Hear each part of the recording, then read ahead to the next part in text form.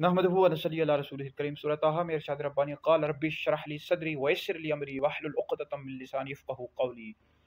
हज़रत मूसा अलैहिस्सलाम की दुआ है कि आपने अल्लाह रब्बुल इज़्ज़त की बारगाह में अर्ज़ की कि अल्लाह मेरे लिए मेरा सीना खोल दे ताकि और मेरा काम आसान कर दे और मेरी ज़ुबान की गिरा खोल दे ताकि वो मेरी बात समझें।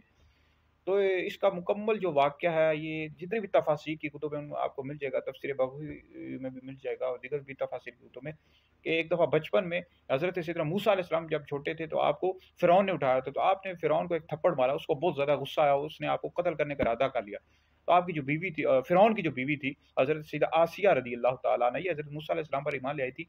तो इन्होंने कहा कि ये तो अभी बच्चा है, तो इसका तजर्बा करना चाहते हो, तजर्बा कर लो। उस फिर एक तश्त मँगवाया गया, उसमें आग थी, दूसरे में सुर्ख़ याकूत था। तो हज़रत मूसा अलैहिस्सलाम ने उठाना चाहा यानी सुर्ख़ याकूत को, तो फ़रिश्ते ने आग का अंगारा जो है ना करीब वो तश्त करीब कर दिया, तो आपने वो आग का अंगारा उठा लिया और जिसकी वज़ह से अपनी ज़ुबान पर रखा, आपकी ज़ुबान में लुकनत पैदा होगी। तो फिर बाद में ये लुकनत दूर हो गई थी, आपने ये दुआ भी की थी, रब्बि इश्रह ली सदरी व यस्सिर ली अमरी, ये वाली पूरी दुआ। तो बहरहाल ये दुआ पढ़ते रहना चाहिए और बहुत ही बाबरकत दुआ है और पढ़ना चाहिए और कुरान मजीद में मौजूद है।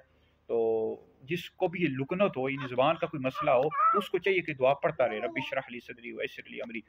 तो इससे आपकी ज़ुबान की गिरा भी खुलेगी और लोग आपकी बात भी समझेंगे। तो बहुत बाबरकत ये दुआ है, जामे दुआ है, पढ़नी चाहिए।